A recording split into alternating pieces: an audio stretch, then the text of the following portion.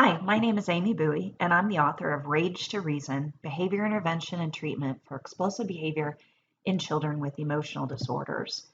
I want to give a huge welcome to all special education and general education teachers. You're about to discover how to reduce explosive behavior in children with emotional disorders using Rage to Reason.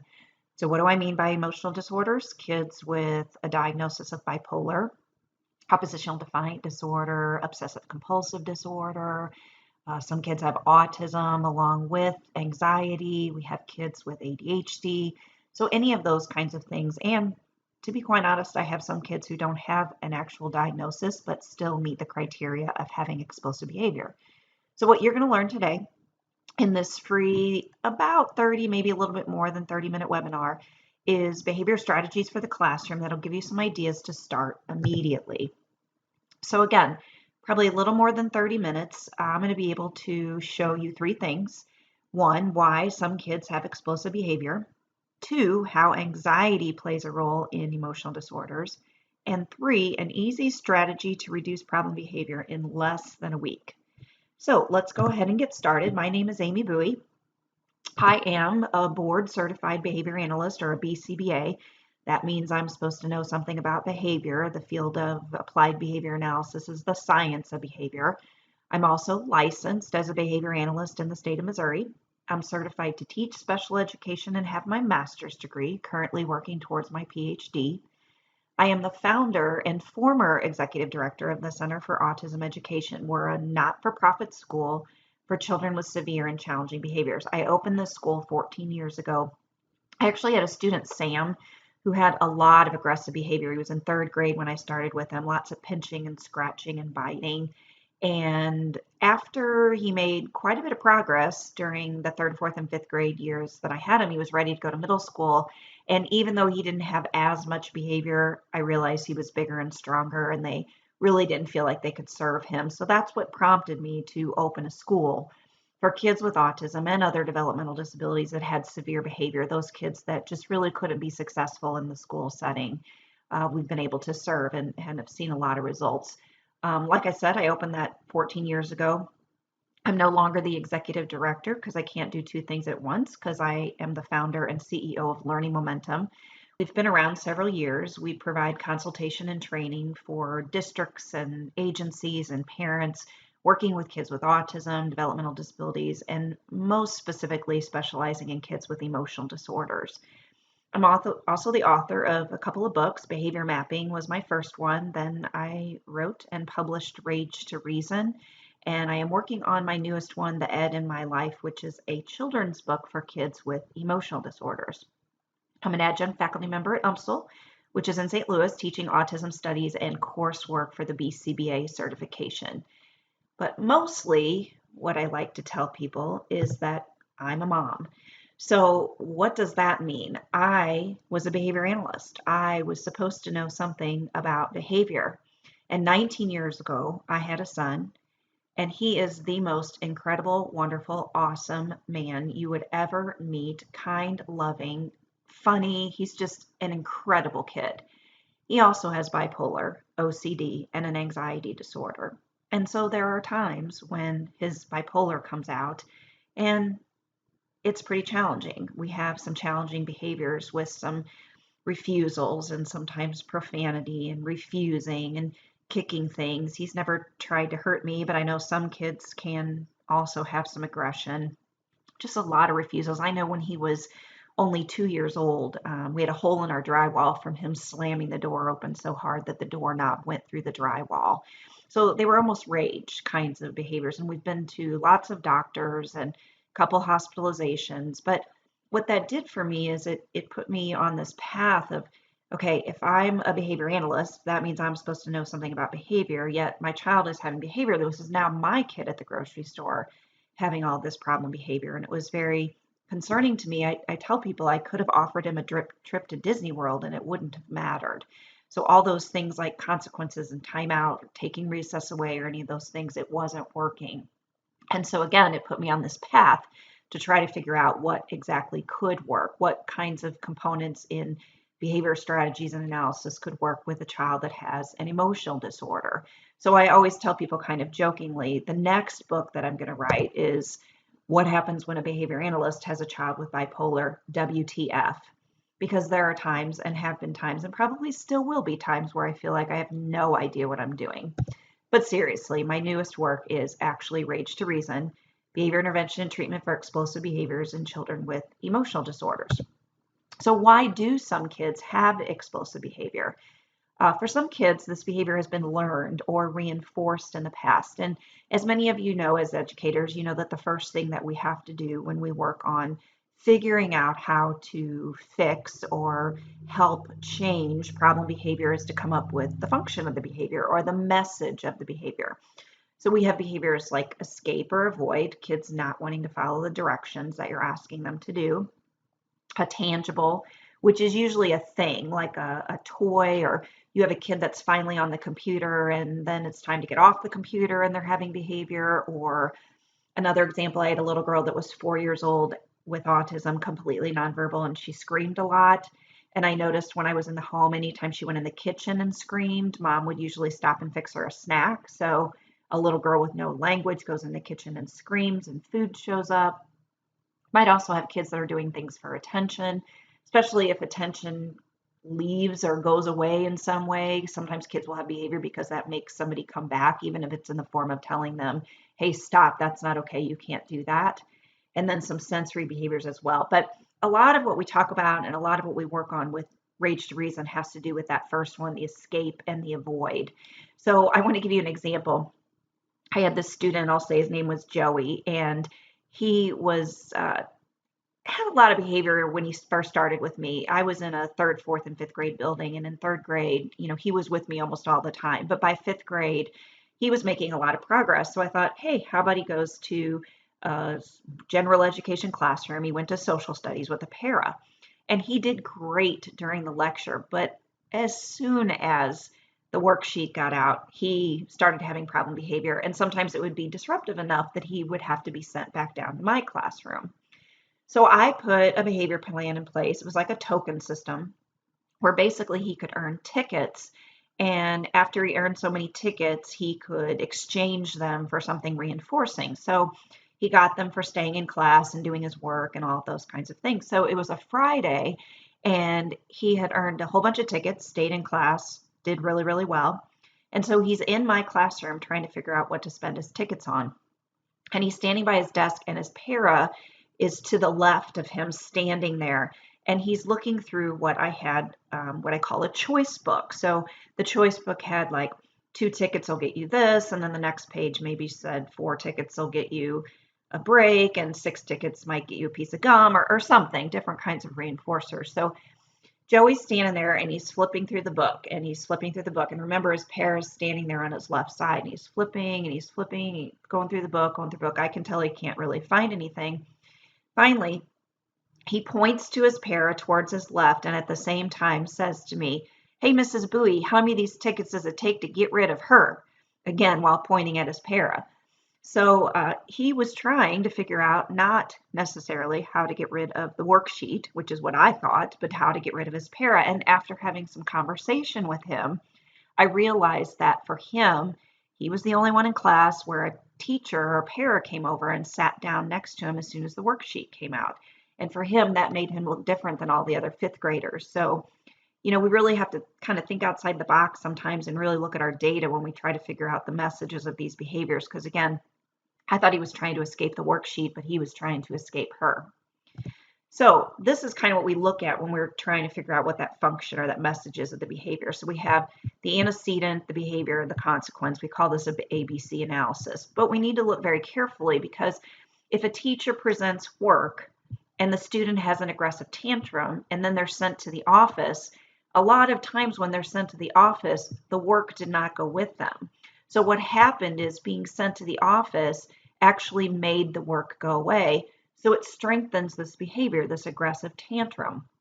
I've had kids where, as soon as somebody asks them to write, they're crawling on the floor, they're standing on a table, they're refusing, putting their head down, whatever. And so they're sent to the office, sometimes even because of problem behavior, sent home for a suspension. And that ends up reinforcing that behavior because the work that the teacher asked them to do went away by being sent to the office or sent home.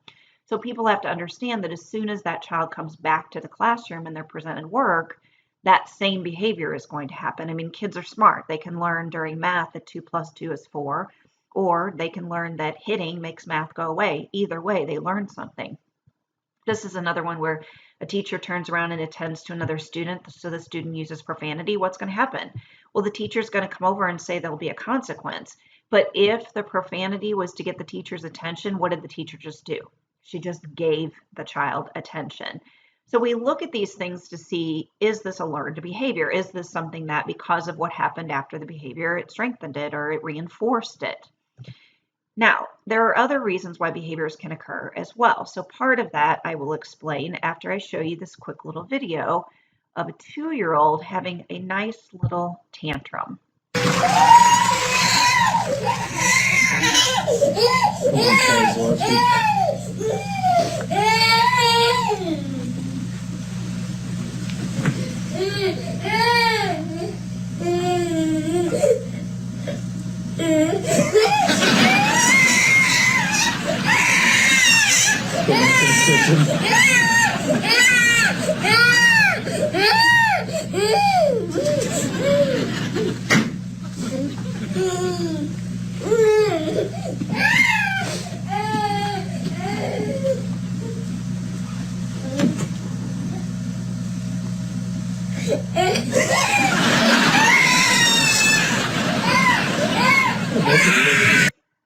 Okay, so you can see this little guy having a tantrum, and what do we notice? He needs an audience, right? Don't you love it how the dog knows what to do, going back and forth?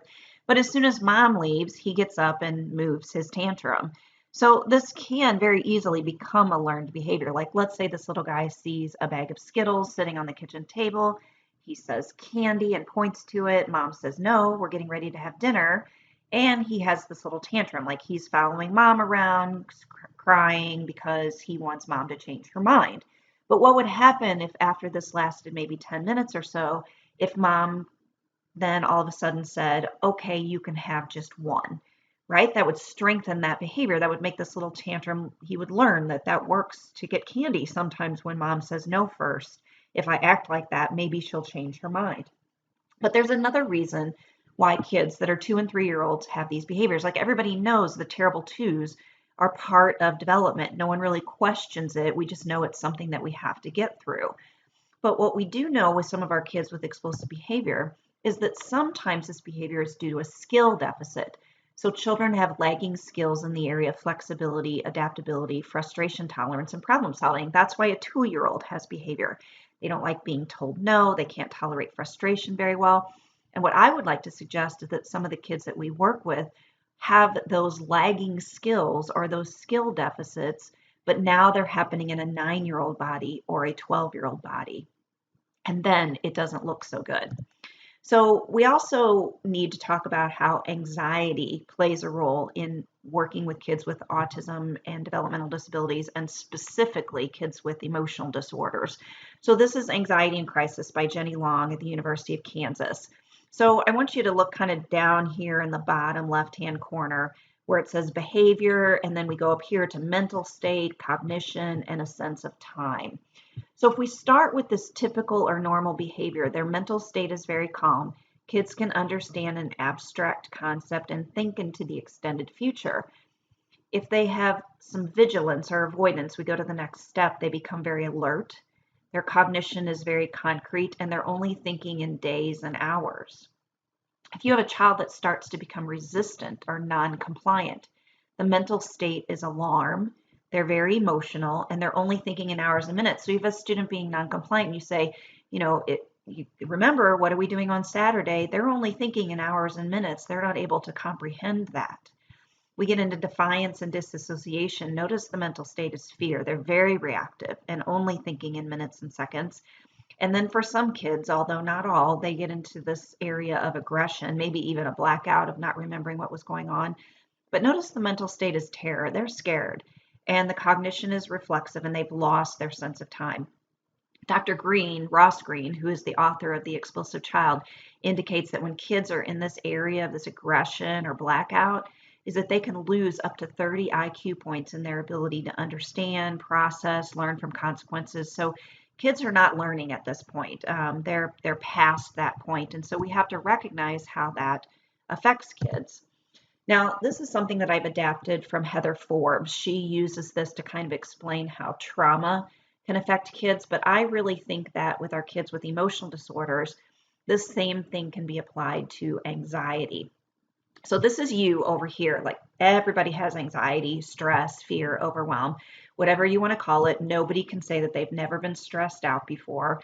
But you'll notice that there's all this space before we finally get up here to this line, which is the breaking point. There's a lot of space there. However, most of us can probably remember a time where either things were going on at home or school, your kids, your parents, all of the above, and your line was pretty close and you hit your breaking point. Everybody's had an example of that. But this is our kids every single day. The amount of stress, fear, overwhelm, and anxiety puts their line this close to the breaking point. So notice how there's not a lot of space. And what I like to tell people is this line moves. This line moves closer when they're hungry, when they're tired, when someone makes fun of them on the playground. And so the closer it is to the breaking point, the more difficult it is for them to follow directions. I had a student who was being made fun of on the playground. Somebody was making fun of him, teasing him, bullying him a little bit. He came into the classroom and the teacher asked him to get his math out, and he has this huge meltdown. And the teacher was talking to me about it. She's like, I don't understand. We've had no meltdowns. He comes in every day. He's been doing his math. He's been working for his breaks. Well, what was going on in that situation? How close was that line to the breaking point with him feeling bad about being made fun of? And so that line can change. And so that's why sometimes kids sometimes can handle things and sometimes can't. It has to do with the amount of stress, fear, overwhelm, and anxiety.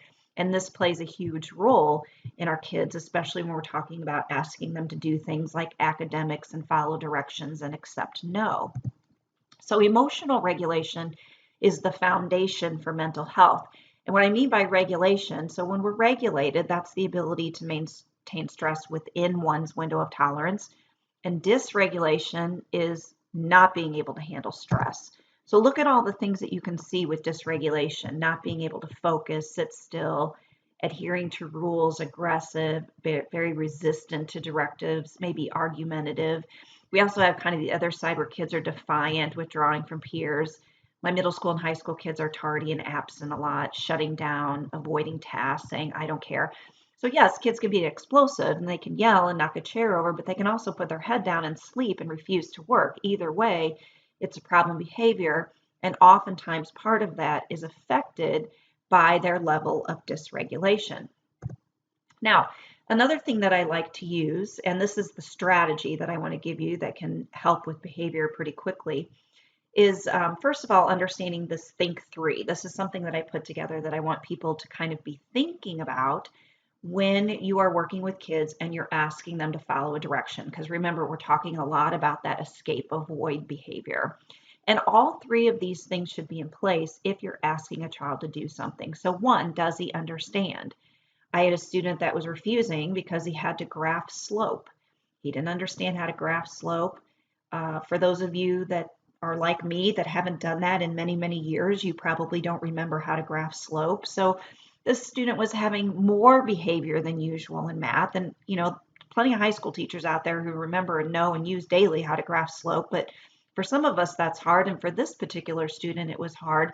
And so we saw more behavior. So does he understand? Does that mean that there needs to be modifications in place? Are there supports? Are there ways for kids to write who don't like to write? Or can they use a calculator? Or can the work be accommodated and modified? We need to make sure that things are in a way that kids can understand them before we're asking them to do something. Another one is the reinforcement clear? So do kids know what kind of reinforcement they're going to get for following the direction? I oftentimes tell people to use what I call an as soon as statement, where you basically say, as soon as you get your math finished, you can take a break. And it allows teachers to figure out how to fill in that sentence so that you have reinforcement. In other words, you don't want to say, Well, as soon as you get your math finished, you can do social studies, which you also hate. You want to be able to fill that in. Is the reinforcement clear? As soon as you do this, you can. And the last part is making sure as much as possible that you incorporate choice. So giving kids choices between when and where and how much, some of those kinds of things. We don't want to say, are you ready to do math? Because that's not a choice. But we could say, it's time to do math. Do you want to put it on a clipboard and sit in a beanbag, or do you want to sit at your desk? So giving them choices can be very helpful. Now, talking about whether the reinforcement is clear, this gets into my strategy where you can start to see changes pretty quickly. And it's from my book called Behavior Mapping. Behavior mapping teaches you how to make what's called a consequence map, and I'll give you some examples of those. But we start with a consequence map by doing a couple of steps. One, you want to identify a problem behavior, which I'm sure you already have a problem behavior in mind if you're taking this free webinar. But let's say you have the student who keeps shouting out in class. He won't, he never raises his hand, he just keeps shouting out. The next thing that's probably the most important piece is you want to identify what you want them to do instead. You want them to raise their hand.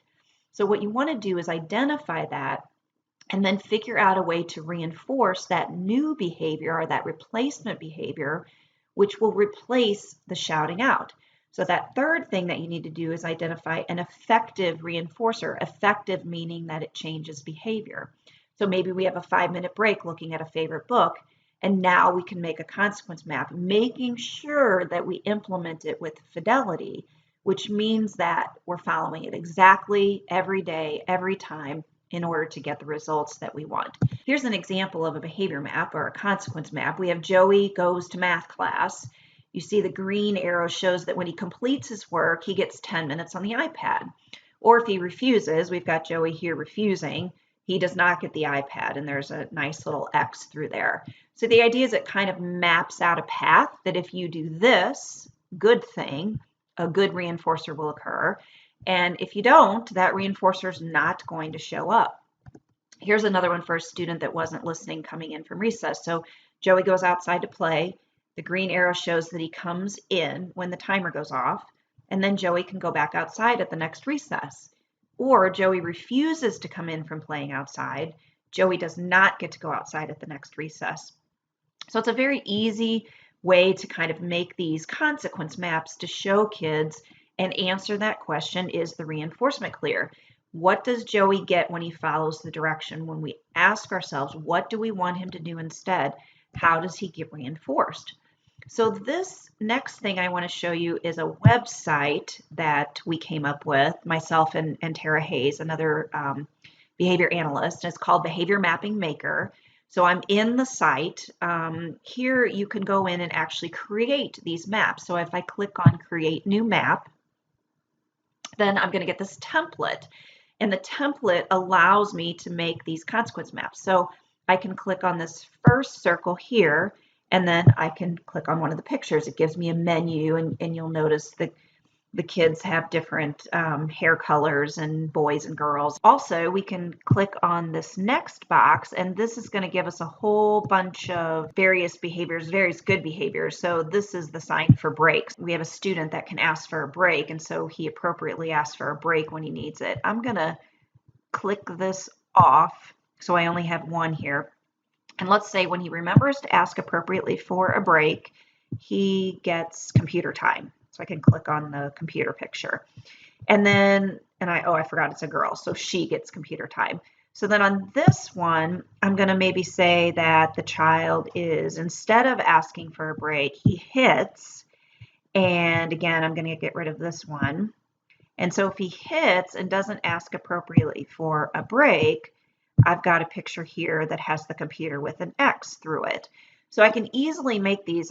We put this together because I'm not good at drawing, and so it was a nice little program that was really easy. And I'm going to send you the link to this in the next email. So don't worry about trying to remember. I'll send that all to you with a code to be able to kind of get started on it. But here you can put in some text. You can put, Sally goes to class. Sally asked appropriately for a break, and she gets computer time. If she hits instead of asking for a break, there's no computer time. And then you save it and print it, and you have these wonderful maps.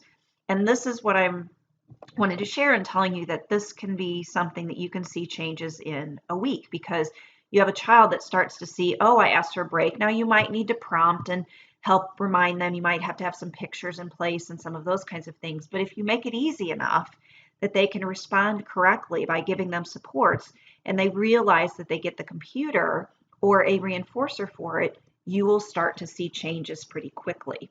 So this is an example of how you can do a behavior map, or what I call a consequence map. Okay, so that gets us into rage to reason. So I've given you some behavior strategies that you can start with, and you can definitely start using the consequence maps in your classroom. Rage to reason, again, is a behavior intervention for those explosive behaviors, those behaviors that have to do with, I don't want to do what you're asking me to do. I don't like what you're asking me to do. I don't like that you told me no, any of those kinds of things. So what does rage to reason do? It is a specific curriculum that has various phases, tells you very specifically how to implement it, but some of its goals and the results that we're seeing is that it reduces explosive behavior. It teaches kids how to follow directions and do schoolwork, especially listening to an authority figure. Teaches compliance, listening. It teaches kids coping skills and how to regulate. Remember when we talked about that dysregulation and how much that affects kids, we need to teach kids to self-regulate. It also gets kids back with their peers in a gen ed setting, at least part-time in only a few months. And at least that's what our data is saying with most kids. I can't say every single child, but a lot of our kids are going back with their peers in a short period of time, at least part of the time, not maybe full time. And it helps your classroom find joy, laughter, and happiness again, because you're not dealing with problem behavior every single day. So does it work? I mean, that would be my question, right? Does Rage to Reason work? And Rage to Reason is a behavior package using the principles of applied behavior analysis, or ABA. So what is ABA? Applied behavior analysis, the science of behavior, and it has decades of research. So if the behavior shows a history of negative reinforcement, which is that escape, and the program is implemented with fidelity, meaning it's implemented correctly, it works every time because it's science. So we have a lot of great data. Here's an example that I wanted to give you of Sam. Sam is a 10-year-old boy. He has a medical diagnosis of autism and intellectual impairment, ADHD, and oppositional defiant disorder, or ODD. He had a history of aggression, property destruction, refusals, and inappropriate language. He even sent somebody to an urgent care because of an injury during a restraint. And in November, they hospitalized him. This was in November of 2014. So Learning Momentum, we were contracted starting in January, and he had been removed from school. They had him on homebound, and they said he can't come back. And we said, well, we can't do Rage to Reason unless he's in school. So they agreed to let him come 3 hours a day in isolation. In fact, he was in a completely different building with one teacher, one para, and Learning Momentum staff 2 to 3 days a week. Our baseline, or that very beginning behavior before we started, was 16.3 behaviors per day, or about one behavior every 11 minutes. So it was pretty significant. Now here's his data. Some of this may or may not make sense to you since you haven't been through the training, but here's the baseline with no intervention. So this is the 16.3 per day. Rage to Reason is divided into several phases. So you'll see that we have the no demands phase, and we do functional communication training, something called extinction, then we're increasing work. But you can see where this behavior goes from 20 to 5 to now just 1.3. And even where these last 5 days in April, there's 0 behaviors. So notice again, this started in January, and already in April, we're seeing many, many days with 0 rates of behavior. But the other thing that's important is that at this point, he's back in the gen ed classroom and special education classroom in his building with his peers with a paraprofessional. So in that amount of time, we not only reduced the behaviors, we got him back into a gen ed setting part of the time in a special education classroom. So we're seeing these kinds of results all the time. Kids just making remarkable progress who were very, very aggressive or had challenging behaviors and those kinds of things.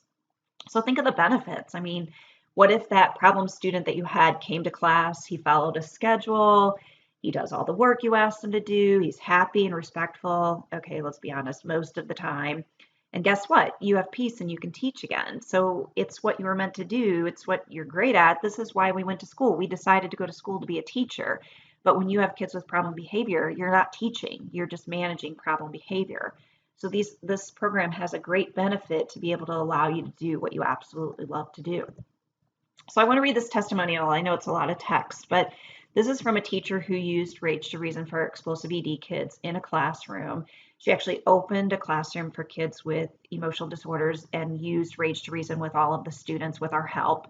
And the kids just made some remarkable progress. So I'm going to read this to you. I can't tell you how your program has changed my view of kids with behavioral difficulties. It is no exaggeration that this is one of the only programs I have used in my almost 20 years teaching that has across the board improved challenging behaviors.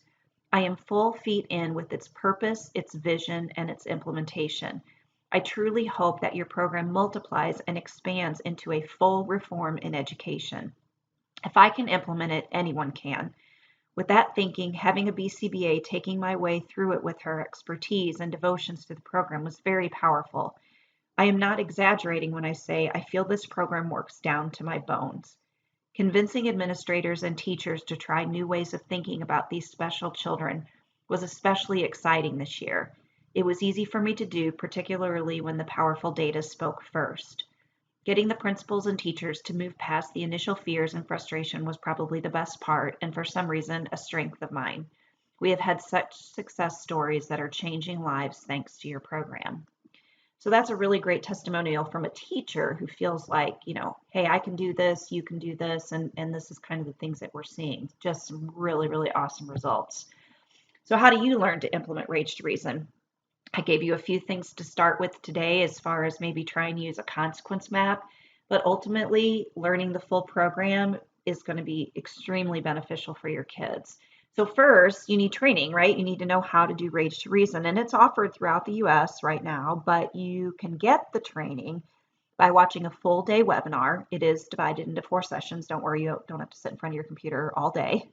And you can start watching that in your own space and your own time. So, yep, even in your PJs on the couch. And the training is $129 as a live seminar, but the webinar is only $89. And in addition, what I'm putting together with this is that you will get the visual supports needed to implement the program for free. Normally, you have to buy the manual for that. And you may still want to buy the manual because it has lots of data sheets and those kinds of things. But you really need those visual supports to get started. So I'm going to email those to you as well, so you have those ready to use. So that's it. That's a full day of Rage to Reason training with all of the custom designed visuals for only $89. This includes some of the best and invaluable information to change behavior and bring peace to your classroom starting today. So what is my vision? I just want to share with you my vision. My vision is to bring Rage to Reason to the world. When I first learned about the research that this is based on, it looked very promising. I mean, they also had results that showed behaviors going down to 0 rates. And I thought, this looks great. We need to kind of replicate this and try it and see if it works with kids. Now, 4 years later, our data is incredible. And I see so many kids that have been struggling in restraints, aggression, being sent home, having refusals, that are just in crisis day after day, if not week after week. And Rage to Reason is changing the trajectory of these kids' lives. It is making a huge difference. And so knowing that, I can't wait to bring this to every kid in the world. I think in schools, we are struggling a little bit with this population. It's a little bit challenging to work with. And so I want to bring Rage to Reason to the world so that I can help more and more kids make better choices with their behavior and do better in school. So if you're ready to make a difference in the life of a child with challenging and explosive behavior, click on this link to register for the webinar. It'll take you right to it. Also on the website, you can find resources such as books, training manuals, visual supports, as well as information on consultation to help get you started. We also provide consultation help kind of get things started, and we can do that remotely or in person. And finally, as we end, I just want to sincerely thank you from the bottom of my heart for helping me help kids like my son. I tell him every day he struggles sometimes with having challenges, and sometimes he has a difficult time making friends, and it's really hard for him, and that's something that he kind of struggles with. But I tell him, God has a reason for everything, and together we are changing kids' lives every single day. And you can be a part of that and help other kids as well as my son and the kids that we have worked with so far using Rage to Reason.